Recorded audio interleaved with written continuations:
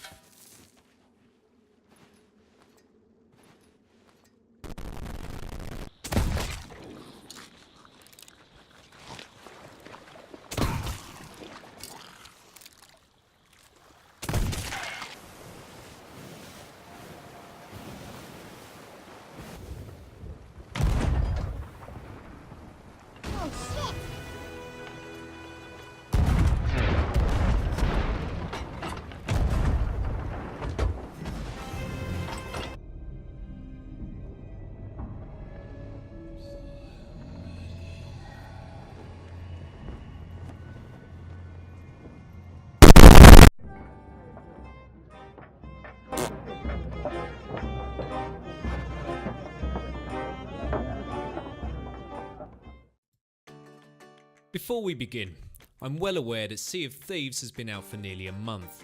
The reason for leaving a review so late is due to me wanting to see what Pirate Legend was like without going through the awful grind, and out of my sheer laziness and terrible video editing skills. So I am the ultimate slab, and welcome to my first ever video.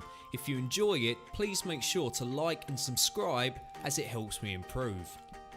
So I'll be putting any review I do into 5 categories.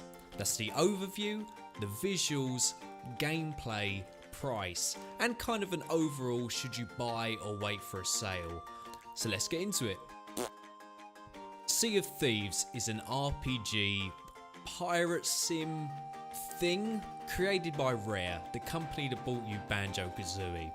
Now there's no actual story, but the aim of the game is to complete missions from 3 different factions which level up your reputation with that particular faction.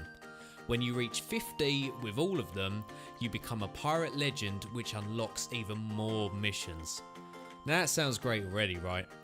The factions include digging or diving for chests, finding glowing weird skull things, or what's probably the worst, finding and capturing animals. If you feel brave, you can also complete what's called a raid, where you go into a fortress and kill hordes of different coloured skeletons which have different effects, and we'll talk about that later. Now when you start the game, you're greeted by an incredibly easy to navigate menu. You choose your pirate from a randomizer of loadouts, and then you proceed to choose whether you want a large 3 to 4 man galleon or a much smaller 1 to 2 man sloop. Now, the footage you saw earlier was all single player on a sloop, but most of my game time has been on a galleon as 3 people, but I was too much of a dumbass to remember to record it. Now once you load into the game, you begin on a hub island, one of many dotted around the overall map. On each hub island you have your faction tents and your shops to buy all your lovely and borderline useless cosmetic items by using the gold you've earned from completing the missions. So visually, for the art style, the game looks bloody amazing. You can tell that nearly all of the effort was put on designing the water, whether you're sailing on one of the 4 different seas in the game or underwater looking up. It's incredible, probably the best water I've seen in a video game. If you add the northern lights at night, fantastic sunshafts and vibrant colours, overall it makes Sea of Thieves look visually incredibly impressive. Now with gameplay, and this is where my praise slowly fades, like a deep, dark, empty ocean.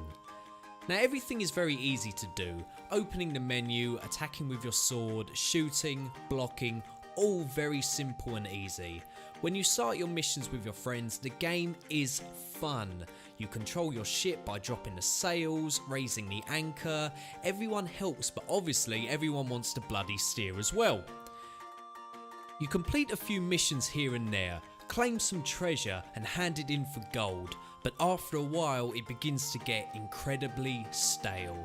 Now only after around 10 hours of gameplay I found myself on an island I'd been to before, just digging in a different place. With the raids mentioned earlier, killing hordes of skeletons also becomes quickly quite dull. There are around 4 to 5 different enemy types, I can't remember them all. All though are the exact same model of skeleton but a different colour. One that slows down in water, one type speeds up in water. Overall, I feel that's incredibly lazy from a design point of view. How hard is it to make some kind of animal, you know, a giant bear or a large boar, or hell, I'd even take a different shape of skeleton. After the hordes are killed, you fight a large version of what you've been killing for the last bloody 15 minutes, but he has a captain's hat on, so I guess it's fine, whoop-de fucking do. Overall, these missions are fun, but they really seem to lack depth.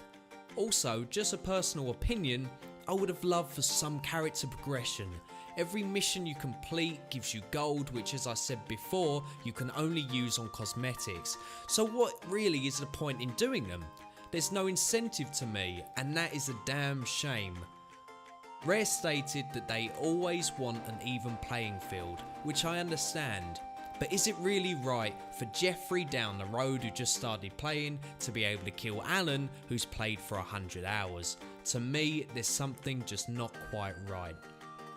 If you want an even playing field combat wise, create some sort of talent tree that gives boost to raising the anchor, as that shit's slow as hell and irritating if 3 people aren't raising it together, or boost to turning, speed of the ship itself. You can have different classes and talent trees that specialise in different parts of the ship.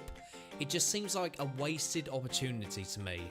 So overall for gameplay, simple design and a fun game, but I just want more of it. Now price is where I have a big issue. The game is £50 or $60, a full price game for what feels like early access. Now Rare has promised free quote unquote updates, but you're basically paying for DLC before it's even been made. And without even knowing what it is, Rare could have made people much happier if they had sold the game for 30 quid but then priced DLC for 10. They may have even made more money off it depending on the amount of DLC that they actually decided to release. So overall, the game isn't bad, guys. I don't want you to think that I'm saying it's bad. It is fun, but it's just way too overpriced and I could never justify spending that much money on a game, which is why I'll say only purchase if it is on sale.